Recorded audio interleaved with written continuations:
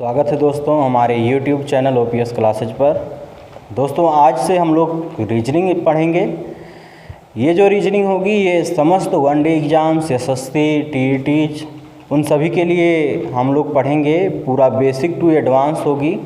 जैसे एक बच्चा पैदा होता हो तो तुरंत दौड़ने नहीं लगता, उसी प्रकार से हम ये समझते हैं कि अभी आपको कुछ नहीं आता। हम आपको जीरो से शुरू करेंगे, लेकिन हम आपको एडवांस तक लेकर जाएंगे। धीरे धीरे आप बच्चों की तरह, जैसे बच्चे धीरे धीरे सीखते हुए दौड़ने लगते हैं, चलने लगते हैं, उसी प्रकार से आप रीजनिंग पढ़ेंगे। पूरा बेसिक टू एडवांस हम आपको पढ़ाएंगे। बहुत सरल है, बस आपको पूरे लेक्चर्स देखने हैं, लास्ट तक वीडियोज़ को देखना है, आपको पता चल जाएगा वास्तव में रीजनिंग कितनी आसान होती है। तो आइए देर क्यों करें, शुरू करते हैं रीजनिंग। तो सबसे पहले इसकी परिभाषा की बात करते हैं। रीजनिंग होता क्या है? तो रीजनिंग को अगर हम हिंदी में कहें तो इसे कहते हैं तर्क शक्ति। यह क्या होता है? It is a process to find out result और conclusion from the given facts, data और इंफॉर्मेशन एक्सेट्रा। कहने का मतलब क्या है? यह एक प्रोसेस है जिसमें हम दिए हुए डाटा के अनुसार, दिए हुए इंफॉर्मेशन के अनुसार या दिए हुए फैक्ट्स के अनुसार हम उसका रिजल्ट या कंक्लूजन या निष्कर्ष निकालते हैं, वही है रीजनिंग। रीजनिंग देखा जाए तो मोस्टली दो प्रकार की रीजनिंग सारे एग्जाम्स में पूछी जाती है। एक होता है आपका वर्बल रीजनिंग और दूसरा होता है non verbal reasoning. Verbal reasoning जो होती है वो दो प्रकार की होती है। एक होता है आपका लॉजिकल रीजनिंग और दूसरा होता है आपका एनालिटिकल रीजनिंग। ये दो प्रकार की रीजनिंग वर्बल रीजनिंग के पार्ट्स हैं। अगर रीजनिंग में देखा जाए, इन सारे वर्बल और नॉन वर्बल्स के जितने चैप्टर्स कवर होते हैं तो वो लगभग 25 से 27 चैप्टर्स कवर होंगे। ये सारे 27 चैप्टर्स हम आपको कराएंगे क्रम वाइज। एक एक चैप्टर की एक एक लेक्चर्स हम आपको लेकर आएंगे। ज़्यादा बड़े चैप्टर्स होंगे तो उनके लिए दो दो लेक्चर भी लाएंगे। तो आज से स्टार्ट करेंगे हम लोग रीजनिंग। एक बात और, जैसे देखा गया है अक्सर कि ज्ञान बांटने से ही ज्ञान बढ़ता है। आपको अगर हमारी वीडियोज समझ में आए, आप पूरा देखिए पहले, उसके बाद इसे शेयर करिए ज़्यादा से ज़्यादा लोगों के पास, क्योंकि ये भी एक धर्म का कार्य है। कहीं ना कहीं आप उनको अच्छे कंटेंट प्रोवाइड कर रहे हैं जो उनको नहीं मिल पा रहे हैं। वैसे यूट्यूब पर तो बहुत सारे क्रिएटर्स हैं, बहुत सारे एडुकेटर्स की वीडियो आ रहे हैं, लेकिन ये है कि अच्छे कंटेंट मिलना मुश्किल होता है। तो आप उनको ये शेयर करिए ज़्यादा से ज़्यादा, ताकि उनको भी इसका लाभ मिल सके। तो आइए देखते हैं इसके आगे की रीजनिंग क्या क्या पढ़ना है हमको। सबसे पहले हम शुरू करेंगे इस रीजनिंग में डायरेक्शन। सबसे पहला चैप्टर है डायरेक्शन सेंस।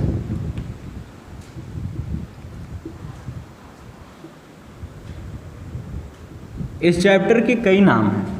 ये चैप्टर कहीं कहीं लिखा गया होता है डिस्टेंस एंड डायरेक्शन,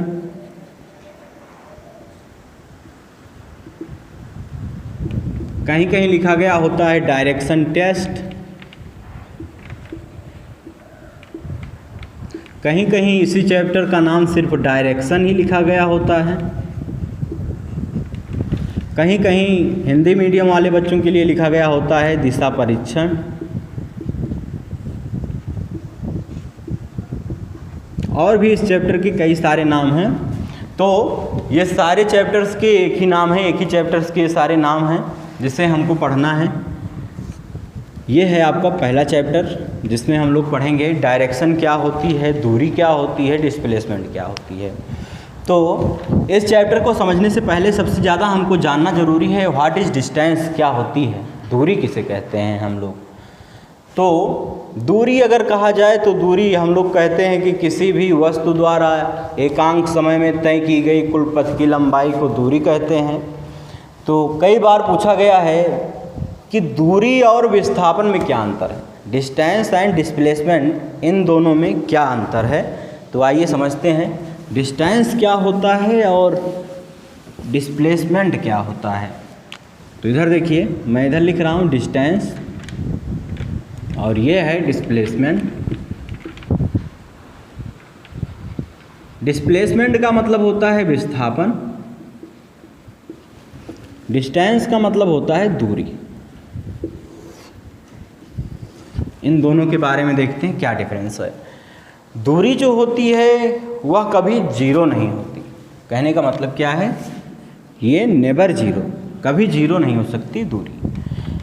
विस्थापन जो होता है ये जीरो हो सकता है, पॉजिटिव भी हो सकता है, नेगेटिव भी हो सकता है, मतलब कम भी होता है, ज़्यादा भी होता है। कैसे, अभी हम एग्जाम्पल के माध्यम से समझेंगे। दूरी एक ऐसी क्वांटिटी है जिसमें सिर्फ मैग्नीट्यूड होता है, परिमाण होता है। कहने का मतलब क्या है, जिसमें परिमाण हो वह एक अदिश राशि होती है। तो दूरी एक अदिश राशि है, जबकि विस्थापन इसमें डायरेक्शन एंड मैग्नीट्यूड दोनों होता है, दिशा तथा परिमाण दोनों होता है, इसलिए ये क्या है, सदिश राशि है।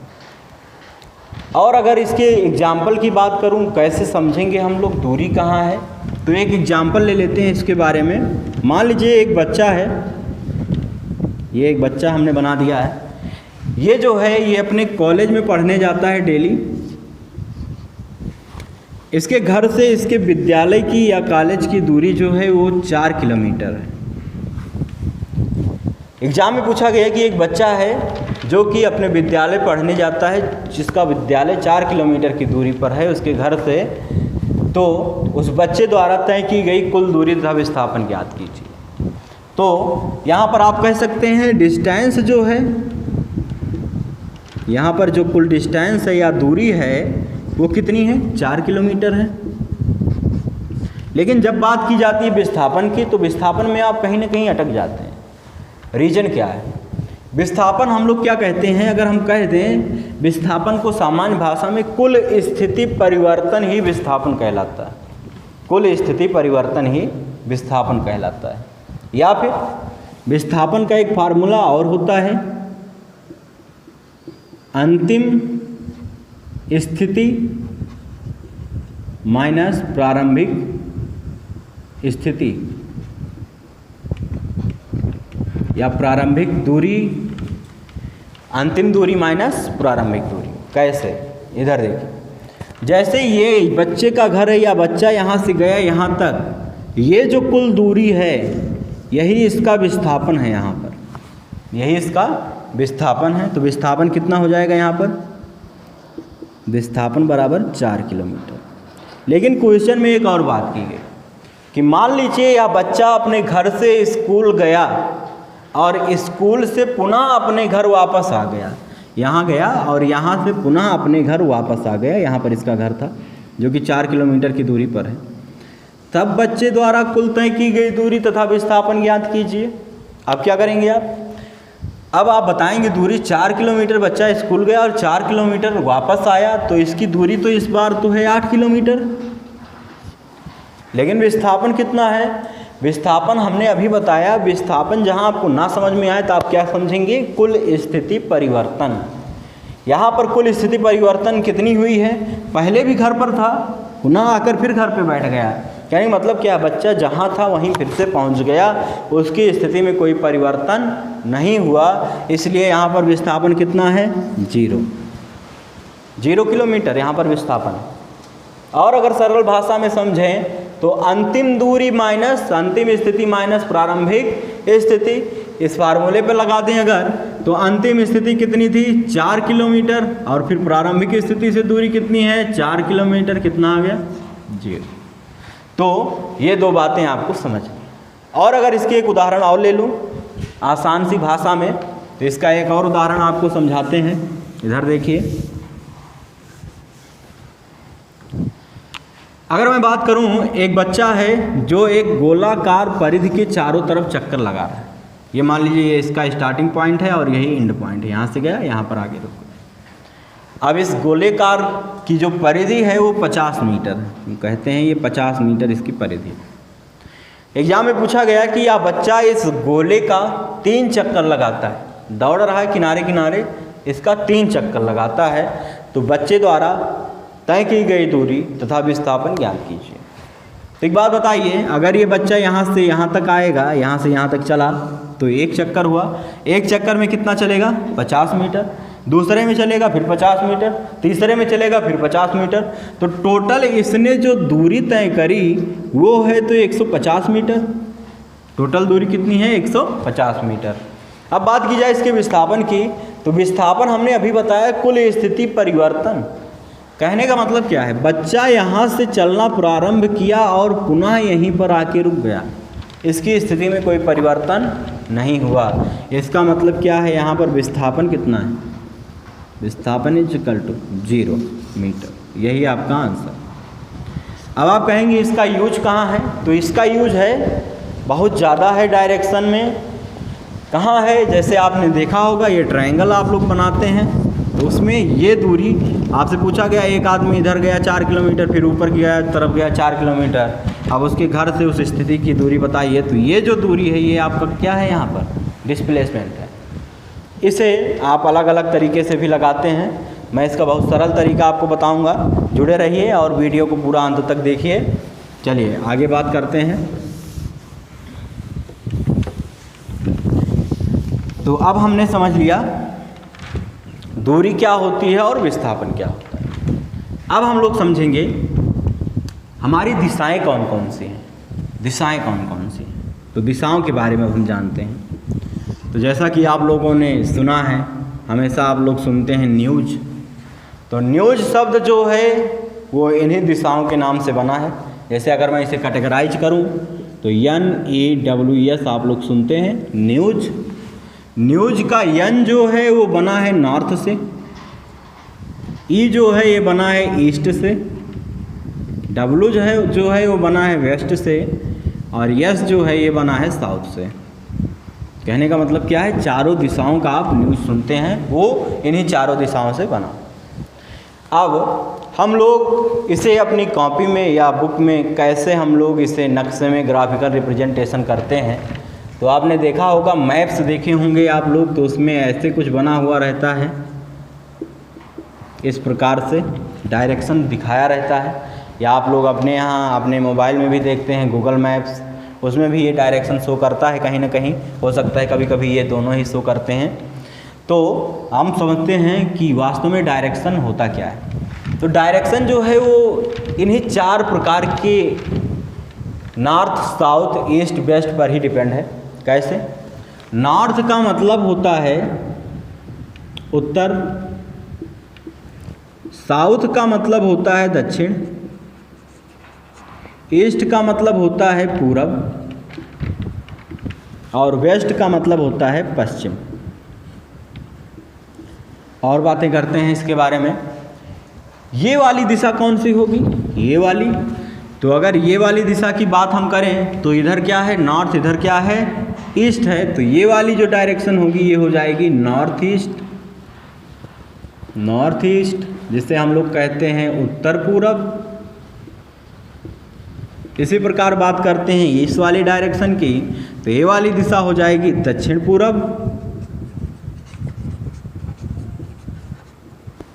इसी तरह बात करते हैं इस डायरेक्शन की, तो ये वाली डायरेक्शन जो होगी ये होगी उत्तर पश्चिम, क्योंकि ये इन दोनों के बीच स्थित है। इस डायरेक्शन की अगर हम बात करें तो ये वाला डायरेक्शन हो जाएगा दक्षिण पश्चिम।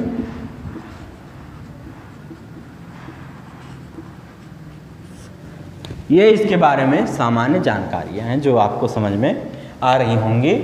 इसका स्क्रीनशॉट ले लीजिए। आइए देखते हैं इसके आगे का।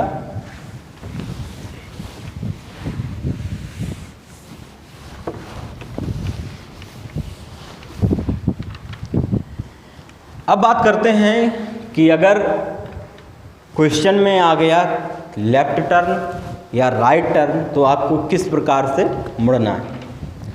तो आप ये जानते हैं कि क्लॉक आपने देखा होगा, घड़ी, तो घड़ी की सुइयाँ जो होती हैं वो यहाँ से अगर मान ली चलना प्रारंभ करते तो किस डायरेक्शन में आएंगी, ये डायरेक्शन में आएंगी, इस डायरेक्शन में। तो इस डायरेक्शन को क्या कहते हैं, इस डायरेक्शन को हम लोग कहते हैं क्लॉकवाइज डायरेक्शन। क्लॉकवाइज डायरेक्शन, ये क्लॉकवाइज है।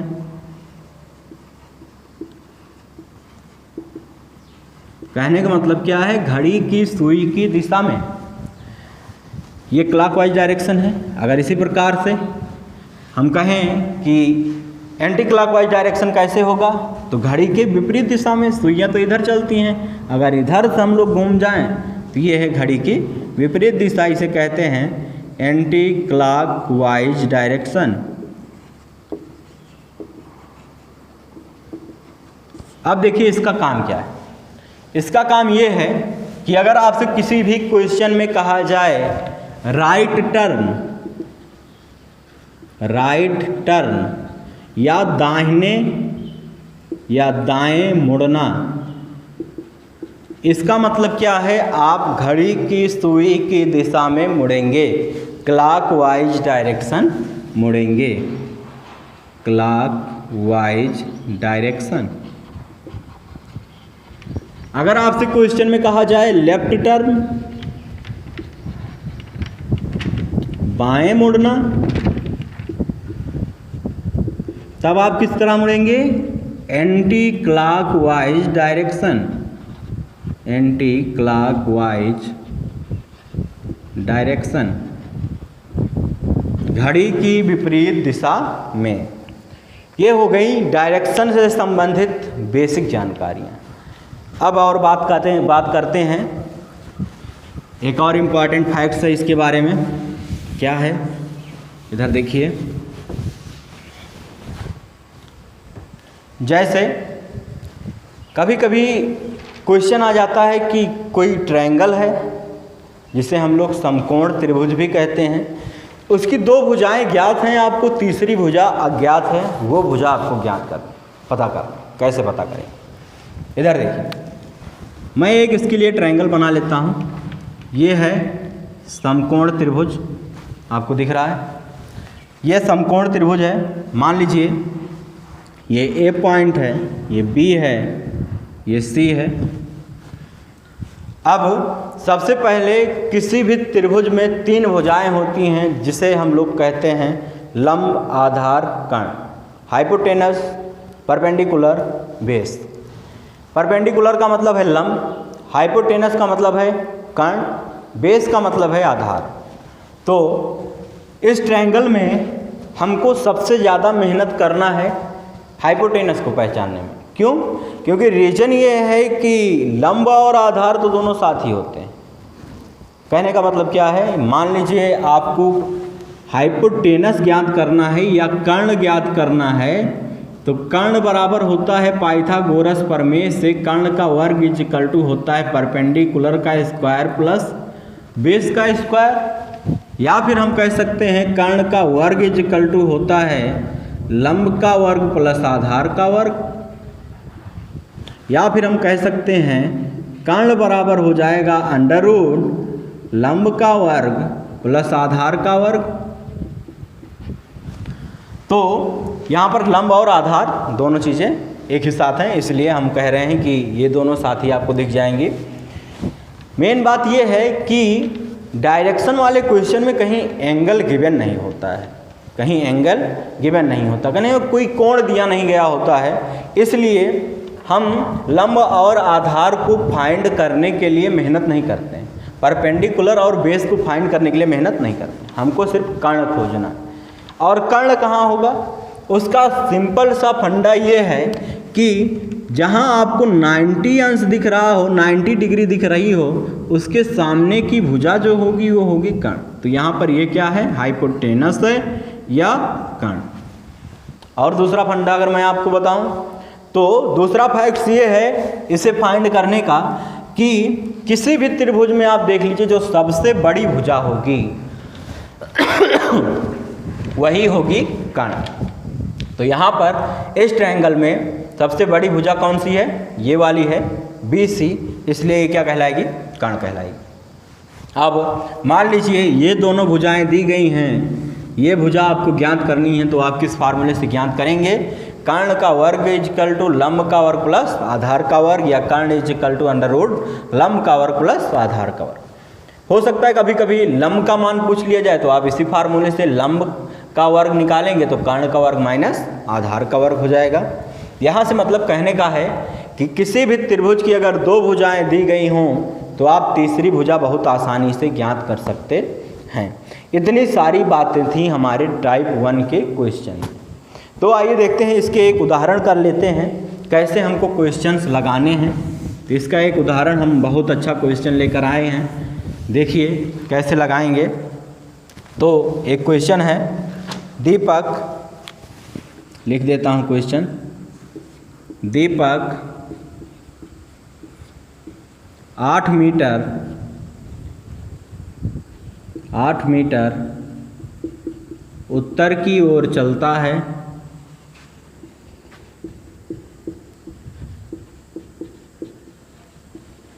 दीपक 8 मीटर उत्तर की ओर चलता है, फिर वह अपने दाहिने मुड़ता है और 6 मीटर चलता है। फिर वह अपने दाहिने मुड़ता है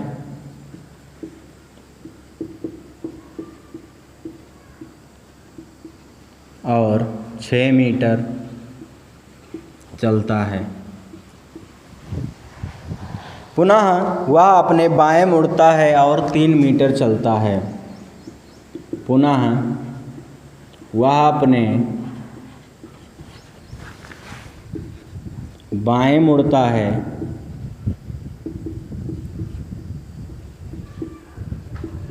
और 3 मीटर चलता है और अंततः वह अपने दाहिने मुड़ता है और अंततः वह अपने दाहिने मुड़ता है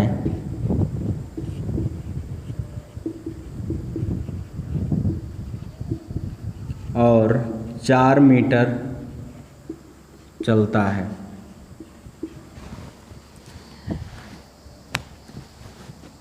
वह प्रारंभिक बिंदु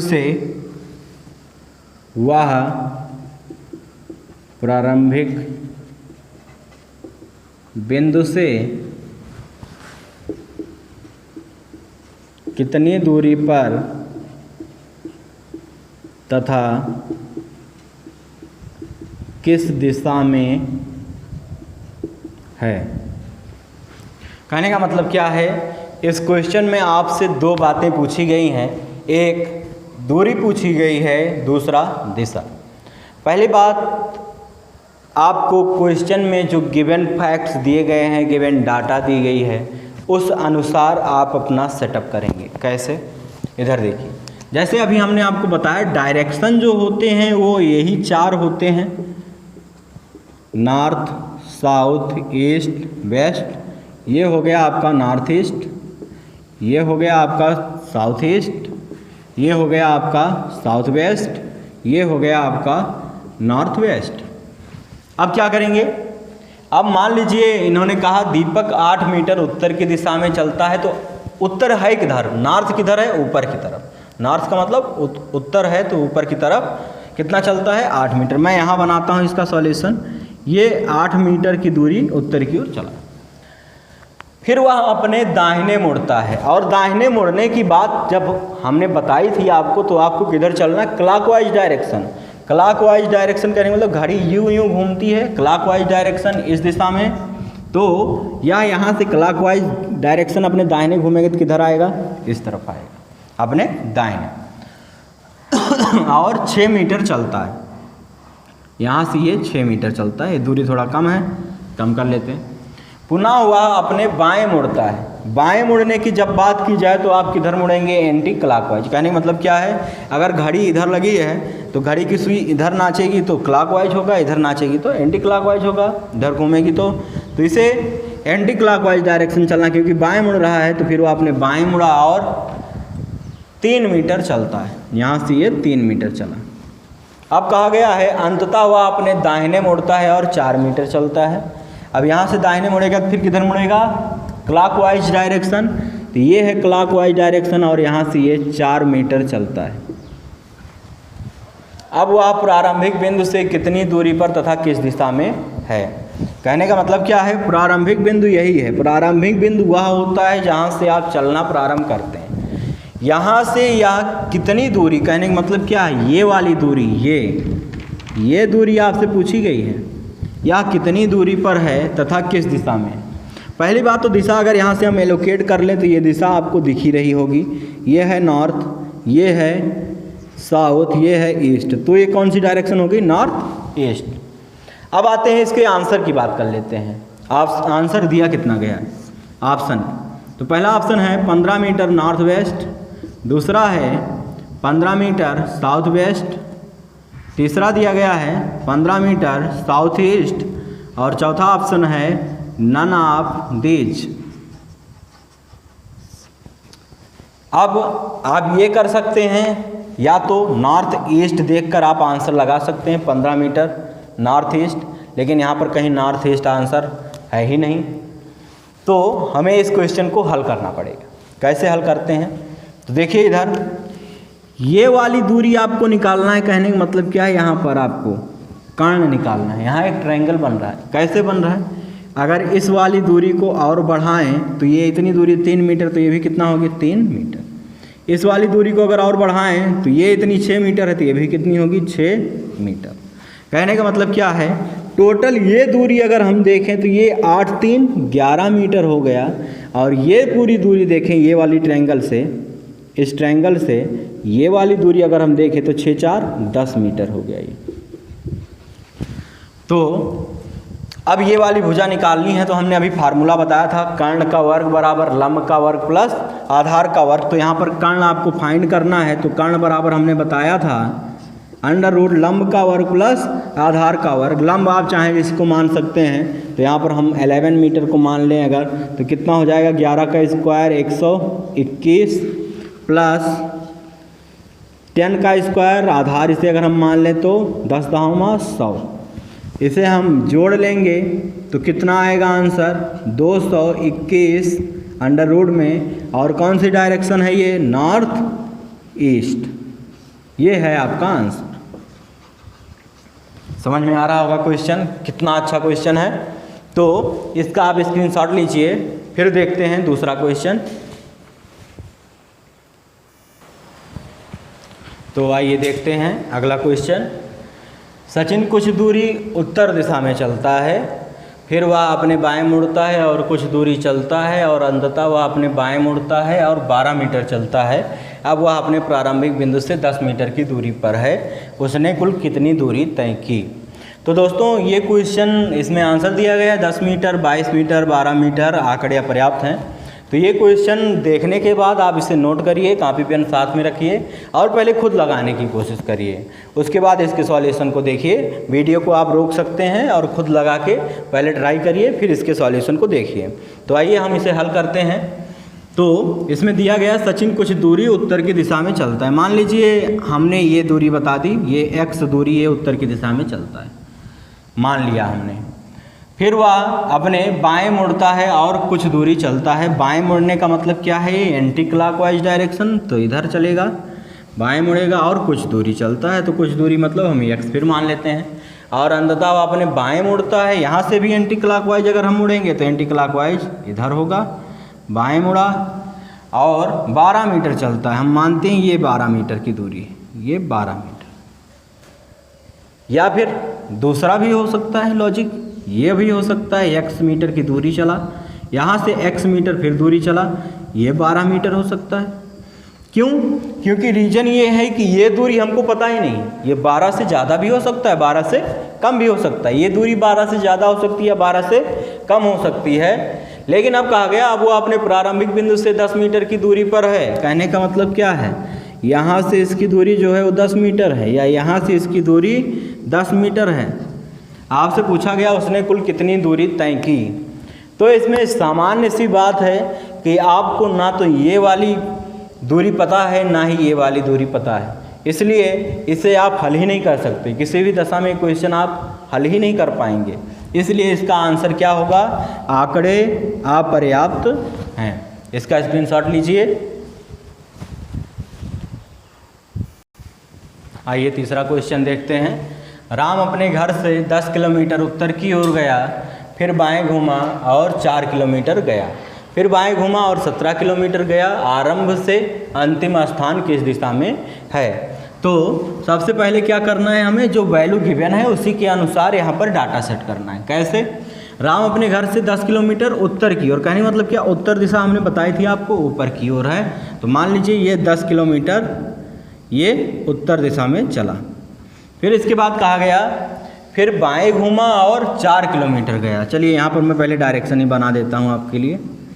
ये है पूरी डायरेक्शन, इसे हम तीर से नहीं डिनोट कर रहे हैं, नॉर्थ साउथ ईस्ट और ये वेस्ट।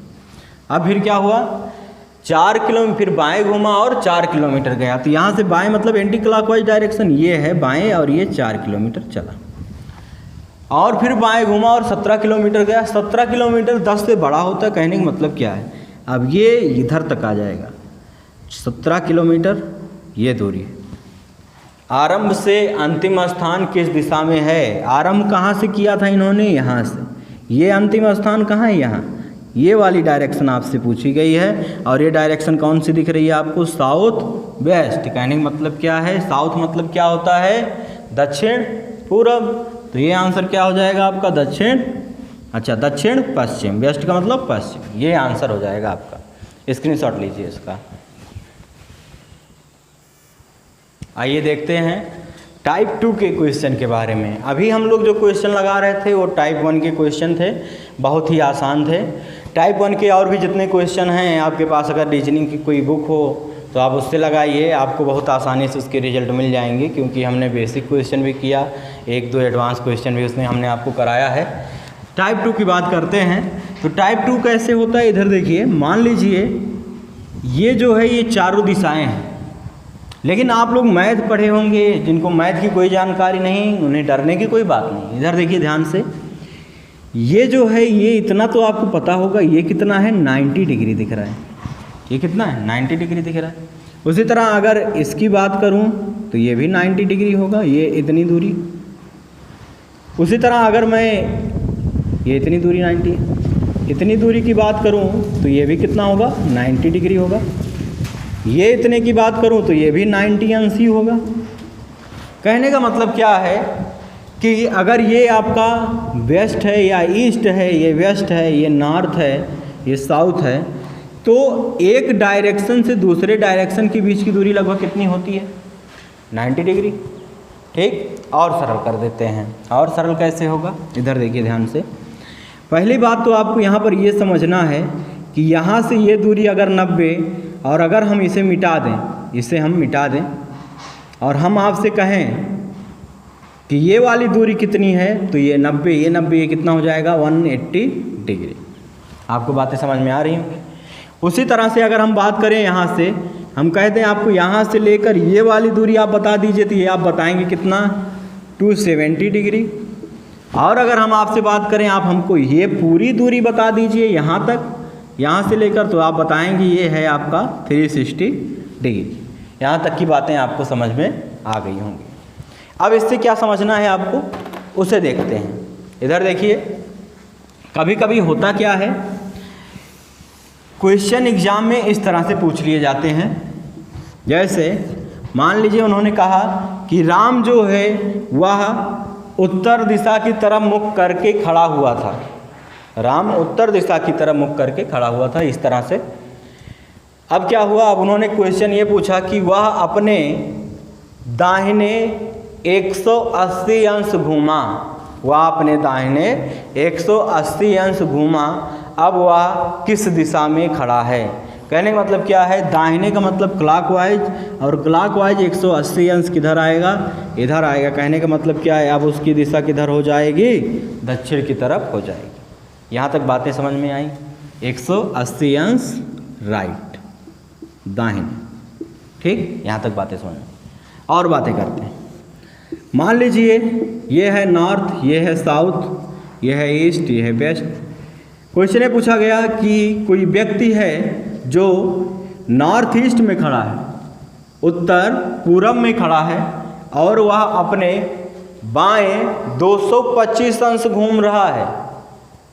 225 अंश घूमने के पश्चात वह किस दिशा की तरफ मुख करके खड़ा होगा?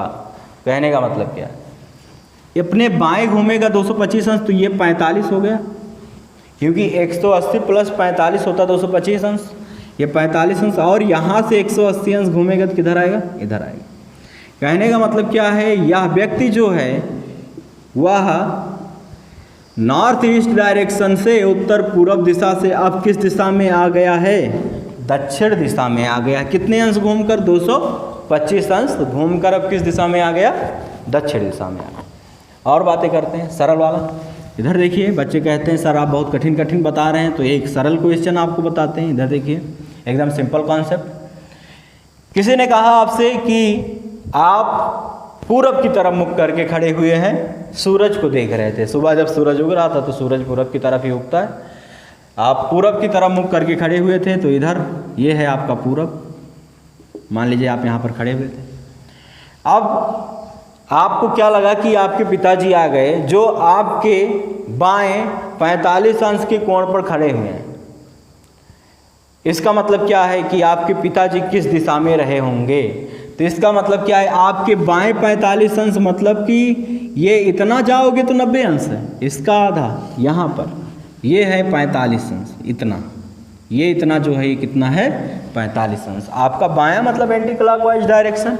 इसका मतलब क्या है, आपसे पूछा गया आपके पिताजी किस दिशा में खड़े हुए थे, तो ये डायरेक्शन कौन सी है, नॉर्थ ईस्ट, उत्तर पूरब, उत्तर पूरब। यहाँ तक की बातें आपको समझ में आई होंगी। अगर ये बातें समझ में आई तो इस पर एक न्यूमेरिकल तो बनता ही है, तो इसका स्क्रीनशॉट लीजिए। आइए इसका एक न्यूमेरिकल लगाते हैं। आइए ये क्वेश्चन करते हैं। कुलदीप पूरब दिशा में 11 मीटर चलता है, फिर वह 135 अंश अपने बाएं मुड़ता है और 10 मीटर चलता है। फिर वह 225 अंश अपने बाएं मुड़ता है और 13 मीटर चलता है, और अंततः वह 45 अंश अपने दाहिने मुड़ता है और 10 मीटर चलता है। अब वह प्रारंभिक बिंदु से कितनी दूरी पर है। तो दोस्तों कोई भी क्वेश्चन आप लगाइए तो सॉल्यूशन पहले मत देखिए। मैं तो सॉल्यूशन इसे देने के लिए ही यहाँ हूँ, लेकिन आप पहले वीडियो को रोककर आप इस क्वेश्चन को खुद से लगाने का प्रयास करिए, उसके बाद इसके सॉल्यूशन को देखिए। आइए बात करते हैं इसके सॉल्यूशन को कैसे निकालेंगे। इधर देखिए कुलदीप पूरब दिशा में, पहली बात डायरेक्शन हमने आपको बता दिया है। ये है आपका उत्तर, ये है पूरब, ये है दक्षिण, ये है पश्चिम। कहने मतलब क्या, पूरब दिशा इस साइड चलेगा। पूरब दिशा में कितना चलता है, 11 मीटर चलता है, तो 11 मीटर हमने ये बता दिया। पूरब दिशा में 11 मीटर चलता है। फिर वह 135 अंश अपने बाएं मुड़ता। बाएं मुड़ने का मतलब है एंटी क्लॉकवाइज डायरेक्शन। तो पहले मान लीजिए ये डायरेक्शन हमने बना दिया। ये है आपका ईस्ट, ये है वेस्ट, ये है नॉर्थ, ये है south. North south east west का मतलब आप समझ रहे हैं, इंग्लिश में भी हमने हिंदी में भी बताया है। नॉर्थ का मतलब उत्तर, साउथ का मतलब दक्षिण, ईस्ट का मतलब पूरब, वेस्ट का मतलब पश्चिम। तो मान लीजिए ये 11 मीटर पूरब की तरफ चला, उसके बाद 135 अंश अपने बाएं मुड़ता है। तो 135 अंश बाएं मुड़ने का मतलब एंटी क्लॉकवाइज डायरेक्शन, जैसे इससे पहले कॉन्सेप्ट हमने बताया था। तो ये हो गया 90, और 90 में 45 जोड़ोगे तब 135 आए। कहने मतलब क्या है, इस दिशा में चल रहा है वो आप किस दिशा में चल रहा है, इस दिशा में। कौन सी डायरेक्शन है, नॉर्थ वेस्ट, उत्तर पश्चिम दिशा में चल रहा है। तो यहाँ से ये उत्तर पश्चिम दिशा में चलेगा कितना भैया, 10 मीटर। यहाँ तक बातें आपको समझ में आई हो। इसके बाद बात करते हैं, फिर वह 225 अंश अपने बाएं मुड़ता है। 225 अंश यानी मतलब इस दिशा से आपको 225 अंश बाएं मुड़ना है। बाएं मुड़ने का मतलब क्या है, क्लॉकवाइज डायरेक्शन की एंटी क्लॉकवाइज, एंटी क्लॉकवाइज। कहने का मतलब क्या है, बाएं मुड़ने का मतलब एंटी क्लॉकवाइज। तो इधर देखिए, इधर ये है आपका 45 और ये है 180। 180 में 45 जोड़ोगे तब होगा कितना, 225। कहने का मतलब क्या हुआ, किस दिशा में आ रहा है, ईस्ट दिशा में या पूरब दिशा में चल रहा है। कितना, 225 अंश मुड़ गया यहाँ से, तो वह कितना चलेगा, 13 मीटर। यहाँ से ये 13 मीटर चल रहा है। और अंततः वह 45 अंश अपने दाहिने मुड़ता है। 45 अंश दाहिने मुड़ने का मतलब क्या है, 45 अंश दाहिने मुड़ने का मतलब ये है, आप इस दिशा में हो और 45 अंश दाहिने मुड़ोगे तो ये दाहिना है क्लॉकवाइज डायरेक्शन, तो ये वाली दिशा होगी, ये वाली दिशा होगी। तो यहाँ से 45 अंश अपने दाहिने मुड़ता है और 10 मीटर चलता है। कहने मतलब क्या है, यहाँ से ये जब ये वाली दिशा आएगा तो ये दूरी भी 10 मीटर, ये दूरी, दोनों दूरी क्या होंगी, बराबर होंगी, 10 मीटर चलता। अब आपसे पूछा गया अब वह प्रारंभिक बिंदु से कितनी दूरी पर है। कहने का मतलब क्या है, यहाँ से ये दूरी आपको बतानी है। तो अगर मैं इस लाइन को और बढ़ाऊँ, अगर ये 13 है, ये 10 है, ये भी 10 है, तो ये भी 13 होना चाहिए, होना चाहिए।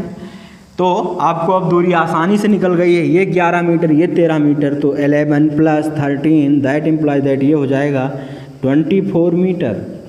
यही है आपका आंसर। कितना सरल कॉन्सेप्ट है, इस कॉन्सेप्ट पे बहुत सारे क्वेश्चन आए हुए हैं एग्ज़ाम में, तो आप इस क्वेश्चन का प्रैक्टिस करिए और भी आप अपने बुक से निकालिए, इस तरह के क्वेश्चन को लगाइए। जहाँ भी आपको डाउट हो आप हमें कमेंट सेक्शन में दीजिए। आइए देखते हैं टाइप 3 की बात करते हैं। इसका स्क्रीनशॉट लीजिए, फिर हम आपको बताते हैं टाइप 3 के क्वेश्चंस।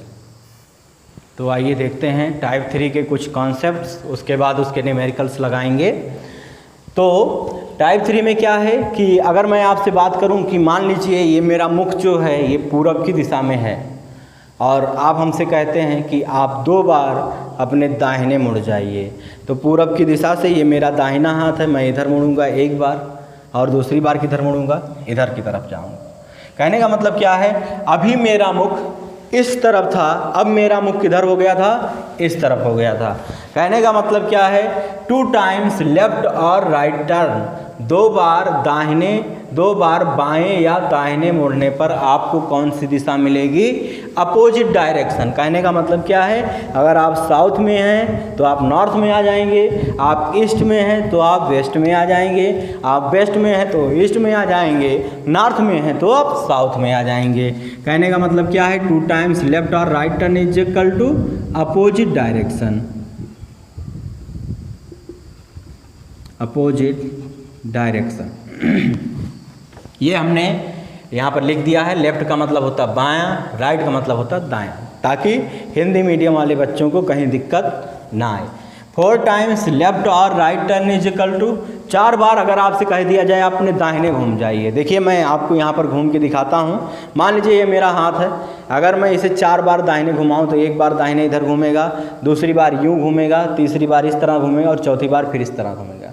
पहली बार किस तरफ घुमा था, पहली बार घूमेगा तो ये हाथ जो है वो इधर की तरफ घूमेगा, दूसरी बार इधर की तरफ घूमेगा, फिर इधर की तरफ, फिर इधर की तरफ। कहने का मतलब क्या है, 4 बार आप अपने दाहिने या बाएं घूमिए तो आपको सेम डायरेक्शन, वही दिशा पुनः मिलने वाली है, सेम डायरेक्शन।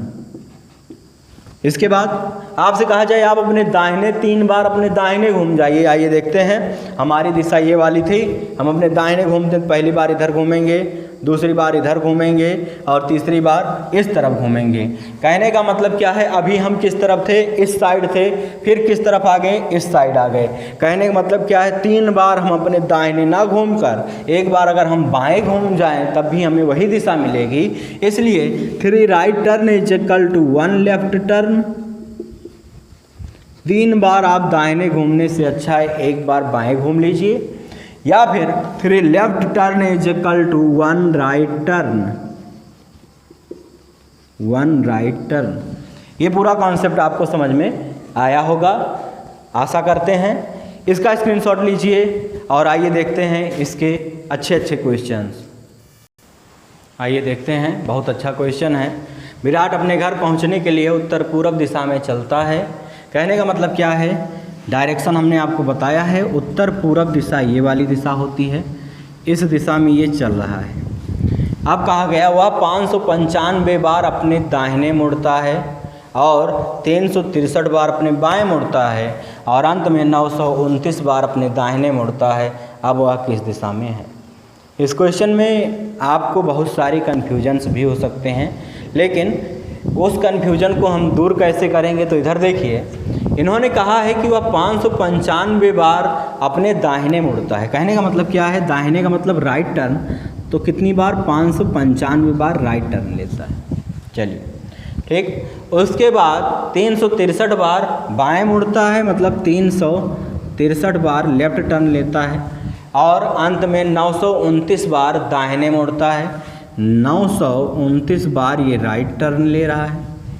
अब वह किस दिशा में है। तो सर्वप्रथम एक बात बताइए, आप अगर यहाँ से हम जिस तरह मुख करके खड़े हुए हैं, अगर मैं 4 बार अपने दाहिने मुड़ूंगा तो पुनः यही डायरेक्शन फेस करूँगा।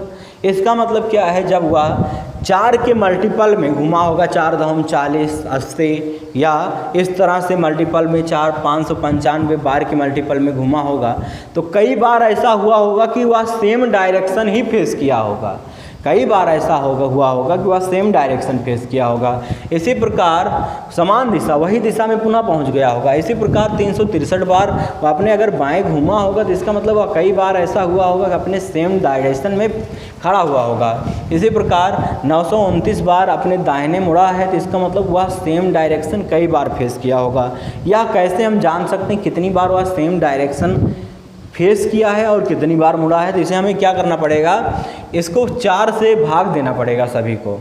तो पहले इसे भाग देते हैं, तो 595 को अगर हम 4 से भाग दे दें तो ये आएगा कितना, 4 एकम 4, 1 5, 4 चौक 16, 3 4 8 32, 148 बार यह सेम डायरेक्शन फेस किया है और 3 इसका शेषफल आ रहा है, 3 बार भाग बच जा रहा है ये, क्योंकि 148 कहें 595 का को 4 से भाग देंगे तो यह जाएगा कितनी बार, 592 तक कट जाएगा, लेकिन उसके बाद 595 नहीं कटेगा तो इसमें 3 शेष आएगा।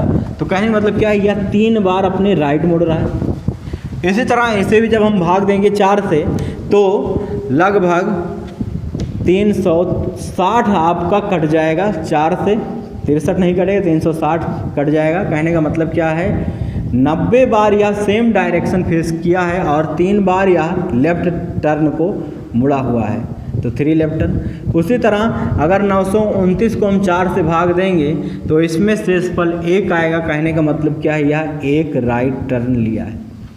अब हम एक बात और बताए थे कि अगर आप अपने दाहिने मुड़ेंगे, किसी भी डायरेक्शन से अपने दाहिने मुड़ेंगे या बाएं मुड़ेंगे तो आप पूरा 90 अंश मुड़ेंगे। कितना घूमेंगे, 90 अंश।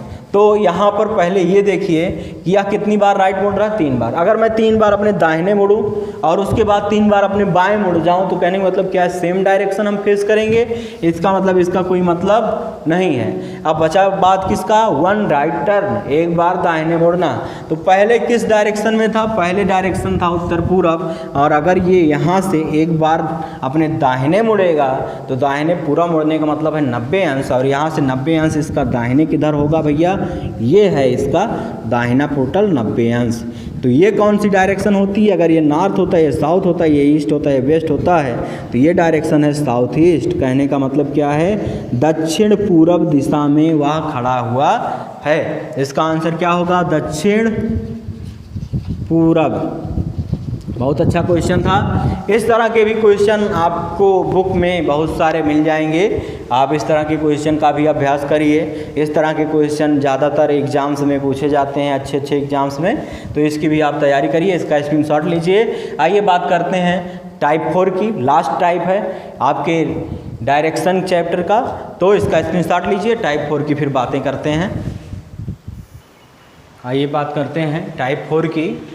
तो टाइप 4 में हम पढ़ेंगे शैडो के बारे में। शैडो मतलब परछाई। परछाई जो होती है वह हमेशा opposite to the source of light बनती है। कहने का मतलब क्या है, प्रकाश जिधर से भी आ रहा हो, जिस दिशा से, उसके विपरीत दिशा में हमेशा परछाई बनती है। जैसे अगर सूरज पूरब से उग रहा है तो उसकी परछाई किधर बनेगी, पश्चिम में। या फिर अगर हम कहें कि प्रकाश जो है वो कोई बल्ब आपने लगा रखा, उसका प्रकाश जो है वो उत्तर दिशा से आ रहा है तो उसकी परछाई किधर बनेगी, दक्षिण दिशा में बनेगी। या कोई प्रकाश हमने पश्चिम की तरफ लगाया हुआ है तो उसकी परछाई किधर बनेगी, पूरब की तरफ बनेगी। कहने का मतलब कि आप परछाई हमेशा opposite to the source of light बनती है, जिसे हमने यहाँ पर बताया। जैसे नॉर्थ दिशा की तरफ अगर आप मुँह करके खड़े होंगे तो ये आपका राइट हैंड है, ये आपका लेफ्ट हैंड है। इसी तरह साउथ दिशा की तरफ मुख करके आप खड़े होंगे तो ये आपका लेफ्ट हैंड हो जाएगा और ये आपका राइट हैंड की भांति कार्य करेगा। अगर मान लीजिए कि सूरज पूरब की तरफ उगता है, सूरज पूरब की तरफ उगता है, आप उत्तर दिशा की तरफ मुख करके खड़े हुए हैं, उत्तर की दिशा की तरफ मुख करके खड़े हुए हैं, तब आपकी परछाई आपके किस हाथ की तरफ बनेगी। तो पूरब जो होता है बेटा वो होता है इस तरफ, पूरब है तो सूरज अगर पूरब से उग रहा है तो इसका मतलब परछाई किधर बनेगी, आपके लेफ्ट हैंड के पास, यहाँ पर परछाई बनेगी। दूसरी बात, अगर आप दक्षिण की तरफ मुख करके खड़े हुए हैं और सूरज उग रहा है तो अब आपकी परछाई किस हाथ की तरफ बनेगी, तब आपकी परछाई किस तरफ बनेगी, दाहिने हाथ की तरफ बनेगी। ये है आपका शैडो। इसके बहुत सारे क्वेश्चन आपकी बुक में दिए गए हैं, लगाइए, जहाँ प्रॉब्लम्स आए आप बताइए हमको। बस इतना ही ध्यान रखिएगा कि परछाई जो होती है वो opposite to the source of light बनती है। हमेशा प्रकाश जिस तरह से भी आ रहा हो, जिस दिशा से भी आ रहा हो, उसके विपरीत दिशा में बनेगी। उस हिसाब से आप अपने पॉइंट को, अपने शरीर को, या जो भी एग्जाम्पल्स दिए गए हों उस हिसाब से उसे अरेंज करिए और आंसर को ढूंढिए। इसके बाद बात करते हैं, एक क्वेश्चन और है। एक आदमी सिर नीचे तथा पैर ऊपर करके योगा कर रहा है। यदि उसका मुख दक्षिण दिशा में हो तो उसका दाहिना हाथ किस दिशा में होगा। जैसे अभी हमने परछाई बताई, तो होता क्या है कि जब आपका दिशा जो है, चेहरा या मुख दक्षिण दिशा में हो तो आपका राइट हैंड जो होता है वो होता है वेस्ट डायरेक्शन में, तथा लेफ्ट हैंड जो होता है वो होता है ईस्ट डायरेक्शन में। कहने का मतलब क्या है, आपका जो बायां हाथ है वह होगा हमेशा पूर्व दिशा में, तथा दाहिना जो होता है वो पश्चिम दिशा में होगा। तो उन्होंने पूछा दाहिना हाथ किस दिशा में होगा, तो ये किस डायरेक्शन में होगा, वेस्ट डायरेक्शन में होगा। यही आपका आंसर है। तो दोस्तों अगर मैं बात करूँ तो रीजनिंग का डायरेक्शन एंड डिस्टेंस, या फिर डायरेक्शन एंड डिस्टेंस, या डिस्टेंस एंड डायरेक्शन, या फिर डायरेक्शन टेस्ट, या डायरेक्शन सेंस, या दिशा परीक्षण, या दूरी और दिशा, ये चैप्टर हमने कवर कर दिए हैं। दोस्तों इसमें हमने न्यूमेरिकल्स बहुत कम कराए हैं, क्वेश्चंस बहुत कम कराए हैं, लेकिन हमने कॉन्सेप्ट आपको सारे दिए हैं। आप अपनी किताब से इस क्वेश्चन को लगाएंगे तो आपको लगेगा कि हमने कोई भी ऐसा कॉन्सेप्ट नहीं छोड़ा इस चैप्टर से जो शेष रह गया हो।